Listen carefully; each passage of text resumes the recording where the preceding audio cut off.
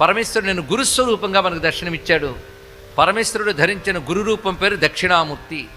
దాక్షిణ్యమే దక్షిణ అనగా సమర్థత, దయా సమర్థత రెండూ కలిగిన వాడు కనుక దక్షిణామూర్తి అని చెప్పబడుతున్నది. దక్షిణామూర్తి అంటే తెలివి మూర్తి ధరించిన స్వరూపం అన్నారు. కానీ దక్షిణ అంటే బుద్ధిశక్తి. కానీ దక్షిణామూర్తి అంటేనే బుద్ధిశక్తి స్వరూపుడు. అందుకే బుద్ధి మనకు వృద్ధి చెందాలి అంటే దక్షిణామూర్తిని ఆశ్రయించాలి. బుద్ధి బాగుపడితే చాలండి, అన్నీ బాగుపడ్డట్టే. మన ఇది కావాలి అది కావాలని అడుగుతాం కానీ ఏమీ అడగక్కర్లేదు. బుద్ధి బాగు చేయవయ్యా అని అడిగితే చాలు. గాయత్రి మంత్రార్థం కూడా అదే. అది ఉపనిషత్తు కూడా సనో బుద్ధ్యా శుభయా సంయునక్తు అని ఒక మంత్రం చెప్తున్నది.